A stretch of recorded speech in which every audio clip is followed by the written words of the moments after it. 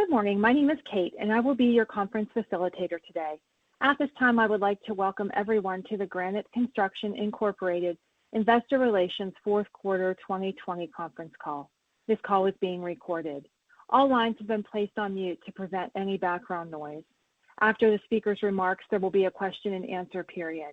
To ask a question, please press star, then 1. To withdraw from the question queue, please press star, then 2. Please note we will take one question and one follow-up question from each participant today. It is now my pleasure to turn the floor over to your host, Granite Construction Incorporated Vice President of Finance, Mike Barker. Sir, the floor is yours.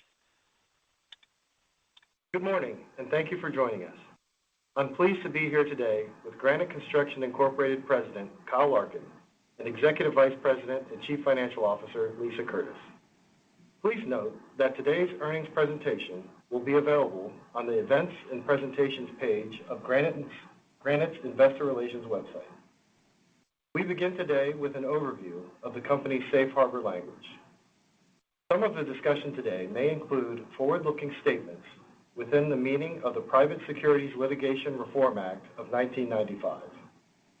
These forward-looking statements are estimates reflecting the current expectations and best judgment of senior management regarding future events, occurrences, growth, demand, strategic plans, circumstances, activities, performance, outcomes, outlook, guidance, backlog, committed and awarded projects, and results.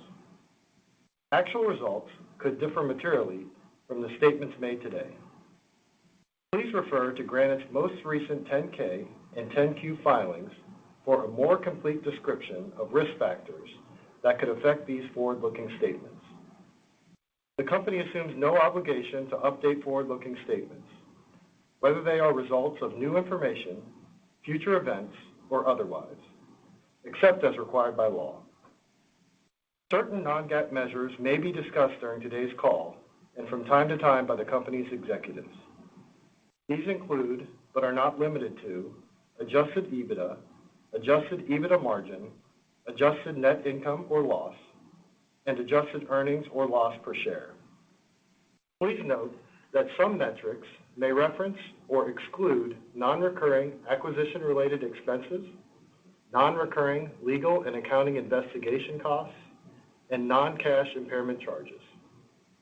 Reconciliations of certain non-GAAP measures are included as part of our earnings press releases and in company presentations, which are available on our Investor Relations website. Now, I'd like to turn the call over to Granite Construction Incorporated President Kyle Larkin. Thank you, Mike. Good morning, everybody, and thank you for joining us on our call today. Lisa and I are glad to be talking with you as we reach the final chapter related to our delayed financials. We expect that our 2020 Form 10-K will be filed in short order, and we will now be able to resume a normal filing and reporting cadence. I'd like to start off by providing more color around the refreshed core values I introduced during our last call at the end of February. As a reminder, Granite's 5 core values are safety, where the safety and well-being of our people, our partners, and the public is our greatest responsibility. Every level of our organization is engaged in our safety culture.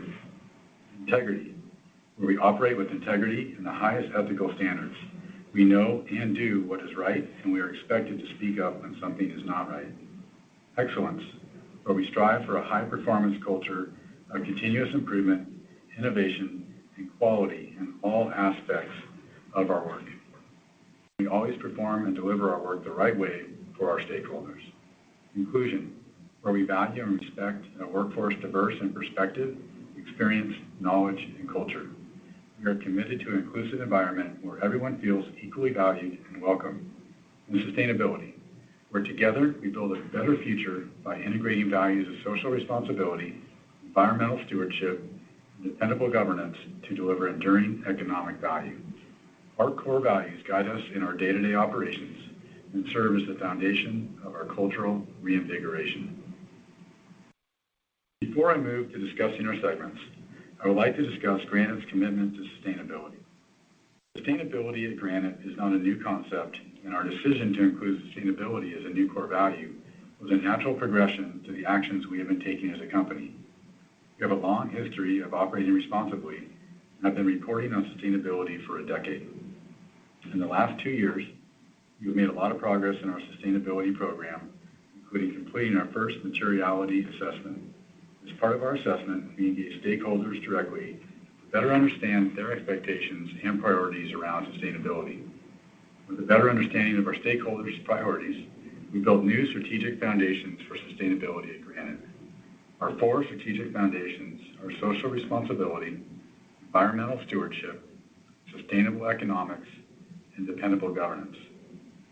To help us increase transparency and provide the information stakeholders want to know, we have completed a data gap analysis to standard reporting frameworks. In response to growing concerns about climate change, we formed a climate awareness task force, a group of subject matter experts charged with creating and implementing a strategic approach to integrating climate awareness into Granite's operations. Even though we report annually on sustainability, we published a supplemental sustainability update in January 2021 to keep stakeholders apprised of our efforts ahead of our next annual report. One focus of our current efforts is aligning to standard reporting frameworks. You will see the results of this effort in our next annual sustainability progress report this fall. Where data gaps exist, we are improving and expanding data collection and reporting systems. Additionally, we are focusing on climate risk to ensure they are fully considered as part of our strategic planning process, and we are taking steps to reduce our carbon footprint. One example is our renewable diesel initiative in California, which is expected to reduce greenhouse gas emissions in our equipment fleet by 60 to 80%. On the social side, we have increased our focus on inclusive diversity. We plan to share more about this program in our next investor call. Going forward, we are integrating new ESG goals and targets into our company strategy to ensure effective implementation throughout our organization. With these goals, we will reduce our carbon footprint, enhance positive social impacts in the communities where we work, and strengthen our position as a leading provider of sustainable infrastructure solutions. Now, I'd like to provide an overview of our segments to give you a view of Granite and the various end markets in which we operate. I will also discuss how a few areas of our business have changed over the past year. This may be a refresher for some of you and possibly an introduction to Granite for others. Let's start with the transportation segment. This is our largest segment and includes projects built by the same core businesses that launched Granite almost 100 years ago. This segment is primarily comprised of publicly funded projects and includes end markets such as roads, highways, bridges, airport runways, and light rail systems. While a meaningful but shrinking portion of this segment's revenue is still derived from our heavy civil operating group, most of our transportation projects are performed by our vertically integrated businesses, and our California and Northwest operating groups are less than $5 million in size and are constructed in a little more than a year. Our California operating group is the largest driver of revenue in this segment and includes work performed for local municipalities and private owners, as well for the state of California. In fact, Granite is the largest contractor based on number of projects and total annual project awards for California's Department of Transportation, Caltrans. Despite the challenges in 2020, the California operating group's annual transportation segment revenue increased over $100 million year over year. Fantastic result for 2020 and tremendous momentum going into 2021.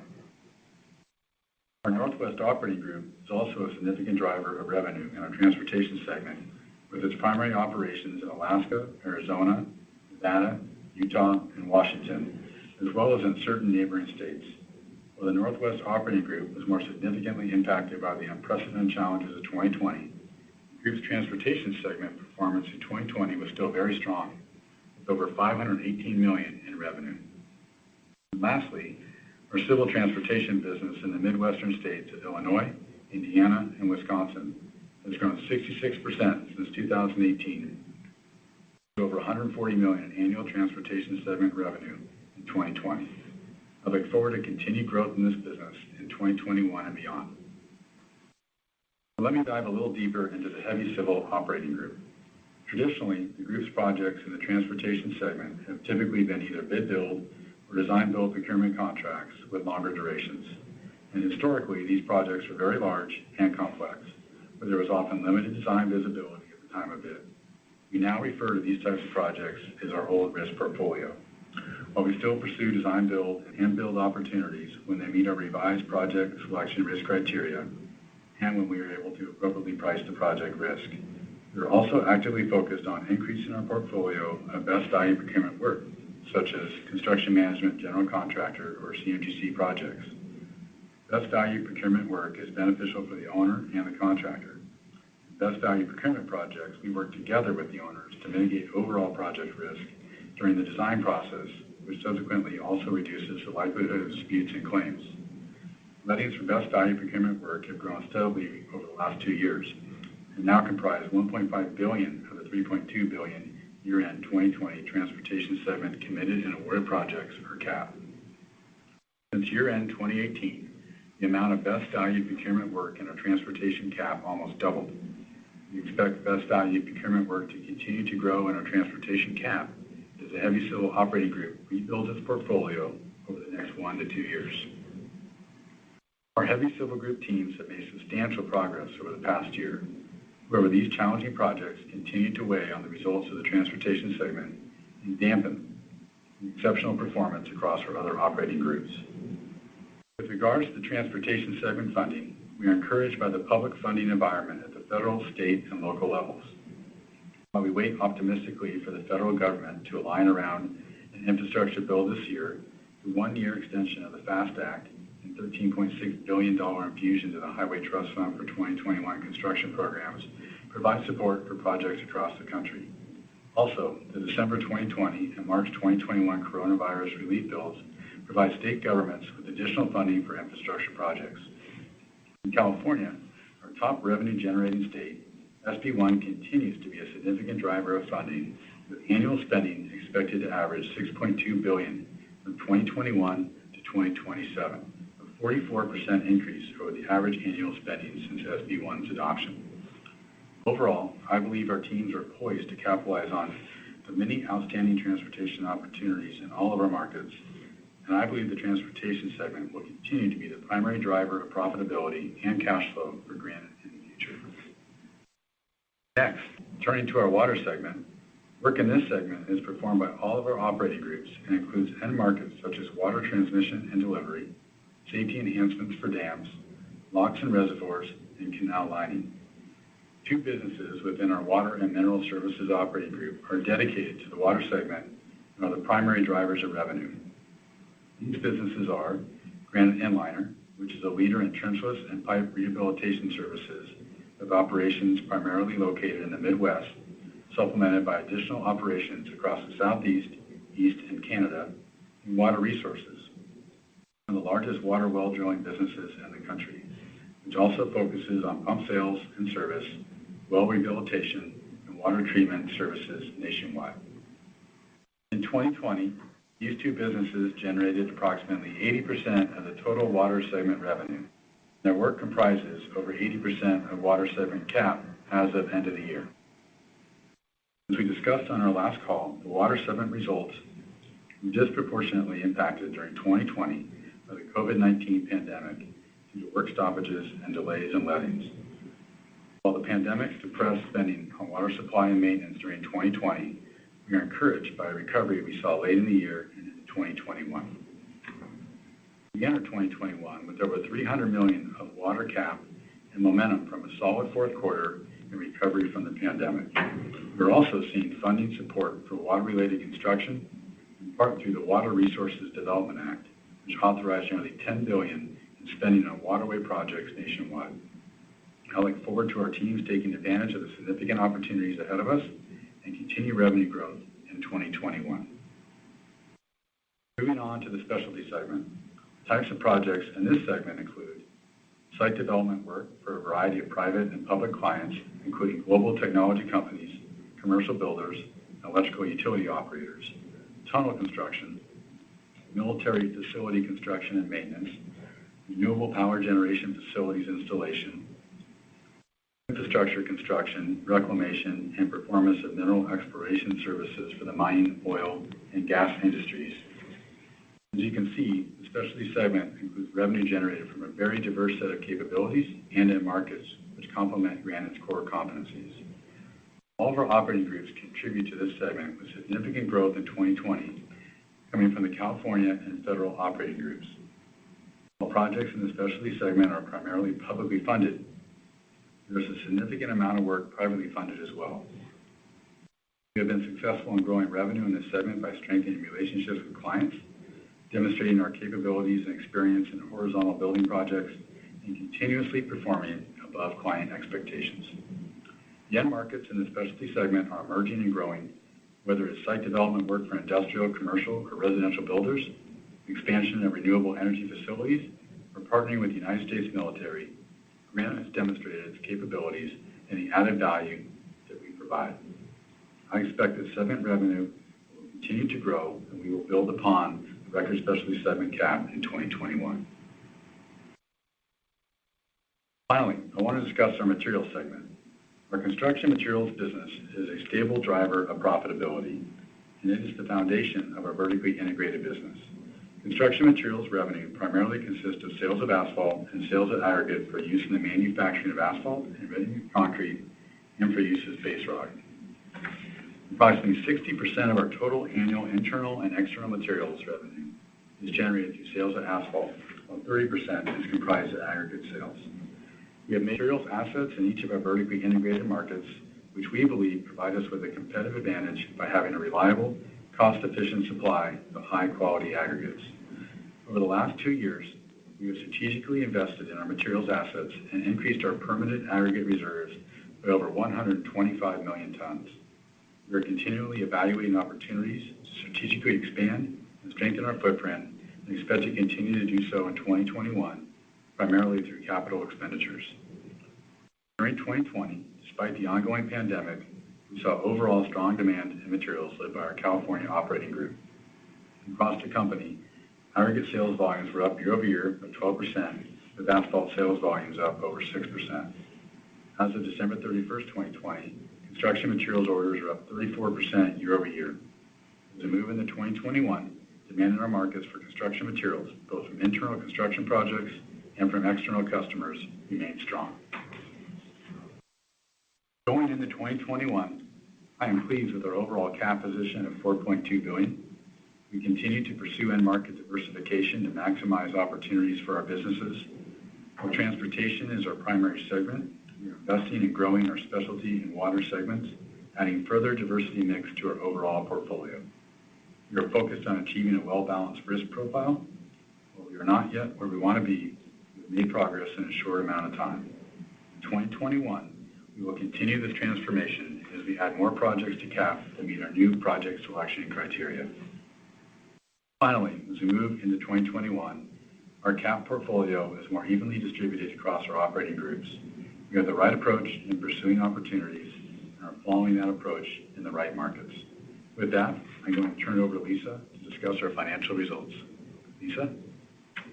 Thank you, Kyle. I'll start by discussing our performance for the fiscal year 2020 before diving into the strength of our balance sheet and our 2021 outlook. 2020 consolidated revenue grew over 3% year over year to $3.6 billion, with gross profit increasing 56% to $345 million and margin just over 10%. Within our transportation segment, we saw very strong performance in the vertically integrated construction businesses, particularly in the California operating group, which drove revenue growth of almost 7% year over year to $2 billion. Transportation segment gross profit for 2020 increased 143% year over year to $134 million, resulting in gross profit margin of almost 7%.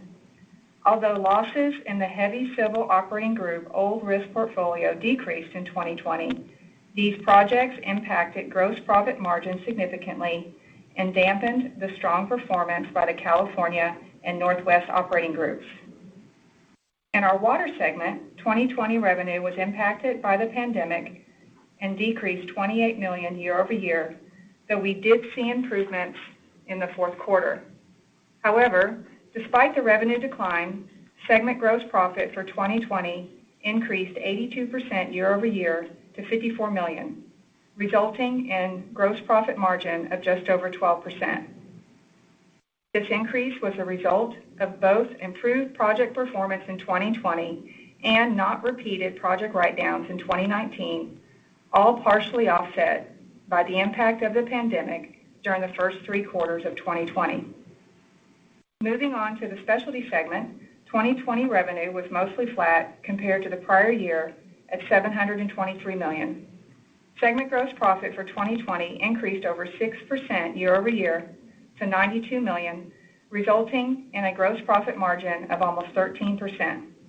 This increase was due to the exceptional performance and execution of site development work in public and private markets in our California, Northwest, federal, and heavy civil operating groups. This performance was partially offset by a write-down related to a disputed cost overrun on a tunneling project. Finally, the materials segment completed an outstanding year with a revenue increase of almost 7% year over year to $381 million for 2020. This increase was largely due to favorable weather in California and strong sales volumes. Segment gross profit for 2020 increased 29% year over year to almost $65 million, resulting in a gross profit margin of 17%. This increase was due to liquid asphalt cost savings with lower oil prices in 2020, operational efficiencies, and higher volumes. Turning now to our non-GAAP financial metrics. Adjusted EBITDA for fiscal year 2020 increased $118 million year over year, resulting in an adjusted EBITDA margin of over 5% for the year. 2020 adjusted net income increased over $87 million to $60 million from an adjusted net loss of $27 million in the prior year, primarily due to the increases in gross profit that I discussed earlier. As a reminder, these metrics are adjusted for transaction costs, amortization of debt discount, non-recurring legal and accounting investigation costs, and non-cash impairment charges. Despite the unprecedented challenges we experienced during the year and the write-downs within the heavy civil group old risk portfolio, Granite finished 2020 strong. Now to touch on cash and liquidity. Throughout 2020, Granite remained focused on cash and working capital management. For 2020, we ended the year with operating cash flow of $268 million, a record for Granite, compared to $111 million in the prior year. Granite teams across the company did an excellent job of expediting cash collections and making progress in our efforts to settle outstanding claims. Despite the unprecedented events during the year, as of the end of 2020, we reduced Granite's total debt and significantly strengthened our liquidity position. Granite's strong balance sheet positions us well for 2021. Before handing it back to Kyle, I would like to discuss our guidance for 2021. Granite moves into 2021 with a strong cap position and optimism across all segments and operating groups. We anticipate low to mid-single-digit consolidated revenue growth as we capitalize on the opportunities ahead of us while continuing to work through the heavy civil operating group portfolio. This revenue growth, coupled with continued strong performance in our vertically integrated businesses, should offset the margin pressure from the heavy civil operating group old risk portfolio.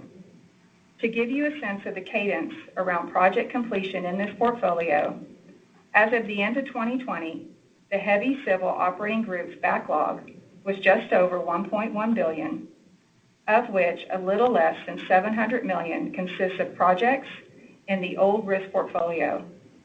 We anticipate working through approximately $425 to $475 million of this backlog during 2021, which will leave approximately $225 to $275 million in backlog to be completed primarily in 2022. As we complete the remaining backlog of the old risk portfolio, we are assuming zero margin on these projects, which will, of course, continue to depress both transportation segment margin and adjusted EBITDA margin in 2021. Based on these assumptions, we expect an adjusted EBITDA margin range between 5.5% to 7.5% for the year. Additionally, we expect 2021 SG&A expense, excluding non-recurring legal and accounting fees, to be approximately 8.5% to 9% of revenue and an effective tax rate in the mid-20% range. In 2021, we will continue to invest in our businesses through capital expenditures between $80 to $100 million. Following a difficult 2020, I am looking forward to seeing Granite take advantage of the many opportunities ahead of us. With that, I will turn it back over to Kyle for closing comments.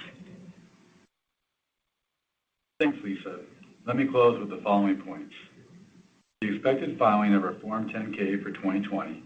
We look forward to being in full compliance with all SEC and NYSE reporting requirements and returning to our normal reporting cadence in 2021. Teams across all our operating groups have moved into 2021 with significant momentum and robust CAP, and I expect a strong performance from all groups. Finally, our new leadership team is working to refresh our strategic plan. I look forward to sharing our vision for the company once this process is complete. Operator, I will now turn it back to you for questions. We will now begin the question and answer session. To ask a question, you may press star then one on your touch-tone phone. If you are using a speakerphone, please pick up your handset before pressing the keys. To withdraw from the question queue, please press star then two. Please note we will take one question and one follow-up question from each participant today. The first question is from Michael Dudas of Vertical Research Partners. Please go ahead.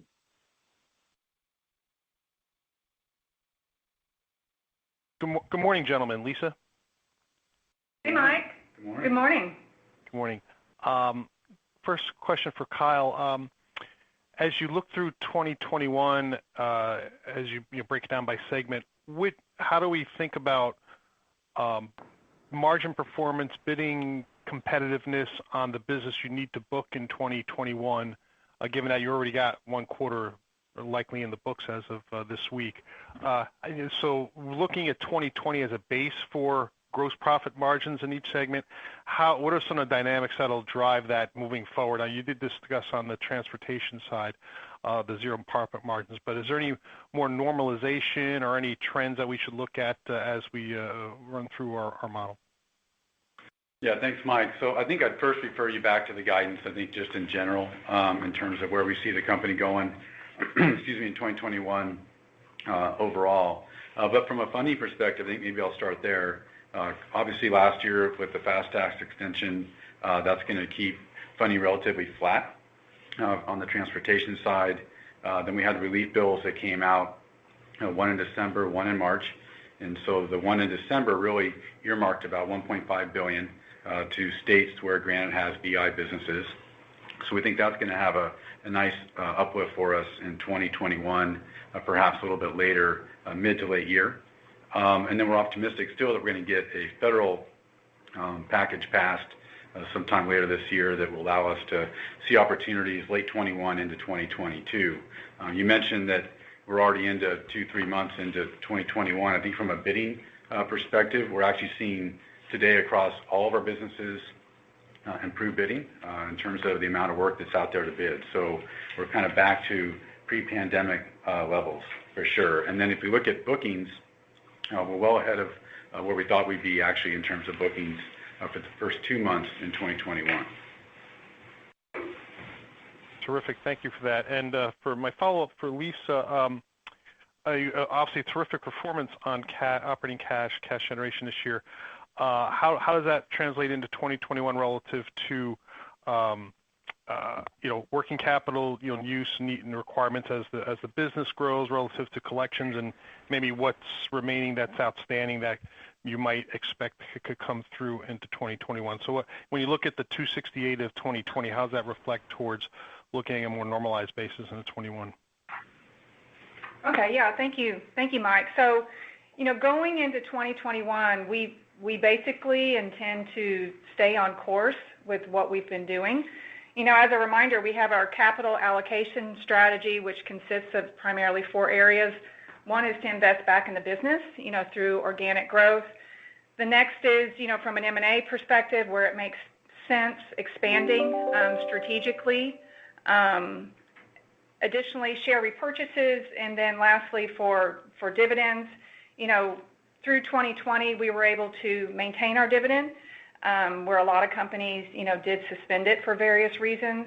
So for capital, those are things that we look at from a spending perspective. So anyway, steady state, the teams did a great job in 2020 for expediting cash, management of, working capital in general. And so we plan to continue that trend into 2021. Excellent. Thank you very much. You're welcome. Thanks, Mike. Thanks, Mike. The next question is from Steven Ramsey of Thompson Research Group. Please go ahead. Good morning. Maybe to follow on the cash flow topic, I guess, do you expect working capital to be a source of cash again this year? And then maybe can you share more on CapEx down a bit? CapEx for fiscal year 21, do you expect that mostly to go to the materials segment, or are there other places you expect to focus CapEx? Yeah. Hey, Stephen. Good morning.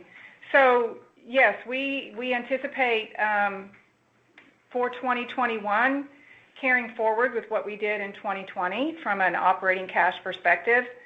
Again, we've had good momentum, and from a working capital management perspective, the teams again did a great job going through 2020. We anticipate that will continue through 2021. So for CapEx, what we provided for guidance of $80 to $100 million really is pretty much in line with what we've done historically. I mean, obviously that's a lever that we can pull as needed, depending how the year goes on. But mainly, so that's used for, maintenance of existing, facilities, let's say for materials. That is a larger part of the CapEx budget. And, again, also for other equipment and things of that nature as well. And from an investment perspective, this doesn't include any sort of M&A related activities, and we would, from a materials perspective, we're always looking for strategic expansion, as we come across it. Okay, great. And then next question on the guidance. I guess first, pretty wide low end of margin guidance, barely above fiscal year 20. Can you share the underlying assumptions or making from the low to the high end? And then maybe within that, you can share kind of, does the high end of revenue guidance not necessarily translate to the higher end of EBITDA margin guidance, just given the moving factors? Okay. Well, thanks for the question. I'll go ahead and start with this one, and Lisa can add on as we need to. But I think we look at there's three primary drivers in terms of our guidance and kind of where we fall. First off is project execution. As we've talked on our last call, we have a lot of work to build within the heavy civil group, old risk portfolio as we called it. So we're going to be busy across the country delivering on those projects. And again, those projects are riskier than we would be in a desired state in the future. So project execution is probably the number one thing we see out there that could change our guidance up and down. We also have a lot of work that we have to go win and build in 2021, going back to Mike's question originally. And so our teams are out there working hard to get the work on the books and actually deliver it within the 2021 year.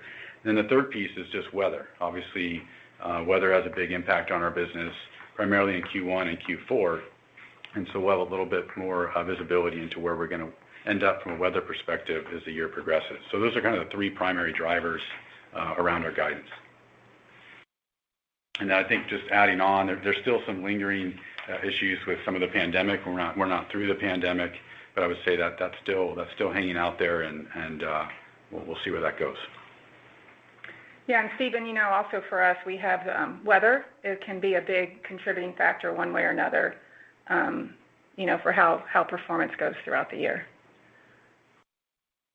Gotcha. And to make sure, so if you work through a greater degree of old risk heavy civil projects, that's a short-term headwind for EBITDA margins and might push you to the low end, but certainly a good thing for the business longer term. Is that a fair assessment? Yeah, that's a fair assessment. Okay, great. Thank you. The next question is from Jerry Revich of Goldman Sachs. Please go ahead. Yes, hi. Good morning, everyone, and congratulations for all the progress over the past year. Yeah, thank you, Jerry. I'm wondering if we could just talk about your win rates in California. It's pleasantly surprised by the top line performance and the comments, Kyle, that you laid out on the bid environment, considering the Caltrans lettings did have pretty tough comps and did gap down. So can you just talk about what you're seeing in your California business? Are your win rates up significantly, or are there other job types that are helping fill in for what might be some lumpiness in the overall Caltrans numbers that we're seeing for low bid awards? Yeah, so in the state of California, we actually saw Caltrans, the bid environment dip a little bit in the single digits last year. For us, we've been a little bit less Caltrans work than we had in previous years. Looking longer term, we anticipate their spending to go up to about $6.2 billion over the next 5 to 7 years. That's a significant improvement over prior years, up to around 44% or so, I think is what we see moving out longer term with Caltrans in terms of increased funding going out into projects. So that 6.2 includes engineering, includes right-of-way purchases, so that doesn't all translate into construction projects. But we do think that the Caltrans market continues to be a great opportunity for the company. From a win rate standpoint, I won't get into specifics, but we have grown our market share within California and specifically with Caltrans. Good, thank you. And then as you look across your footprint today, can you just talk about where the bid activity is the strongest? Can you talk about where the pipeline of work stands in aggregate as well, just to help us get a flavor for the pace of activity this year versus last year? Yeah, I think it's really across the entire portfolio. I would say today, as we kind of look at the first couple months within 2021, we're seeing a nice uptick in bidding in California, as I just mentioned. We're seeing that also in our Northwest operating group, which is the other 5 or 6 states and some adjacent states in the western part of the United States. We're seeing it out at the Midwest division and group that we have out in Chicago. And then we're seeing lots of opportunities even within our heavy civil group, and those opportunities are within our new parameters. And so that's actually really exciting for us. We were recently the apparent low bidder on a project down in Texas on a dam project for about $160 million. So we're starting to see our teams see some success with where we're headed with the heavy civil group as well. So I think all in all, we're seeing a nice uptick across the entire organization. Okay. And lastly, Lisa, your EBITDA was very much back half loaded in 2020. How do you expect that to look in 21? Yeah, so we, again, it depends on, as weather can really dictate, the lumpiness of that. So, kind of anticipating air quotes a normalized year. We expect it to be, it's definitely heavier in the second and third quarters, and then tailing off a little bit in the fourth quarter. Kind of a normal, we've assumed kind of a normal pattern, so to speak, for us. Thank you. Thanks. You're welcome. As a reminder, if you have a question, please press star then 1. The next question is from Brent Thielman of D.A. Davidson. Please go ahead. Hi, thanks. Good morning. Hey, Brent. Good morning. Hey, Kyle, if you guys work beyond the old risk portfolio in the heavy civil operating group over the next 1 to 2 years, is there a level in mind that you'd look to manage that operating group to over time, as either as a percentage of total Granite revenue or total Granite cap? I guess I'm just trying to get a sense of how large you want that business to become for Granite over the long term? Yeah, and that's a great question, because if we go back to what we shared in Q3 of 2019, we did indicate that we wanted the heavy civil group to be in less than 15% of the overall company revenue. That's changed for us. Going back to kind of where we revisited our strategic review of the heavy civil group, we talked about how we've further shifted away from projects over $500 million or mega projects. We've shifted to these maybe value-based selection projects. We'll still pursue design-build projects, but smaller ones where we can get the pricing that reflects the risk. And then, of course, we're still chasing bid-build work. So we're actually chasing different work today than we did in the past. I mentioned before that the average projects in the pipeline right now are $20 million to $500 million, and the average job size previously was around $225 million, at least last month or so. So the kind of that portfolio has changed as we look at the pipeline of work, and so the 15% really isn't applicable for us anymore. So as we de-risk that business, it starts to look a little bit more like our other businesses in some ways. We don't think we need to cap it as being 15% as long as we continue with the lower risk profile. Hopefully that makes sense. Yeah, it does. No, I appreciate that. I guess a follow-up, again, kind of bigger picture, but Kyle, as you look at the broader portfolio, I mean, do all things seem core to you as you sort of move beyond, the filings and all that sort of stuff? I think about the water business and the other businesses within the portfolio. I mean, do you view all things core here today?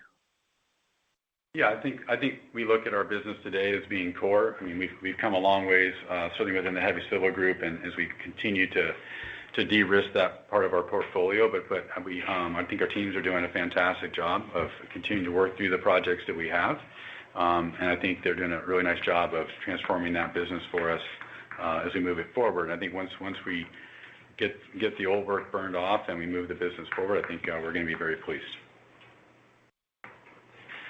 Okay. Appreciate you taking the question. Thank you. Thank you. This concludes our question and answer session. I would like to turn the conference back over to Kyle Larkin for closing remarks. Okay, well, thank you for your questions. And as always, I want to thank all of our employees for everything you do every day for Granite and for our customers. Your hard work and dedication is undoubtedly the cornerstone of this company's success. And with that, thank you for your continued interest in Granite. We look forward to speaking with everyone very soon. The conference has now concluded. Thank you for attending today's presentation. You may now disconnect.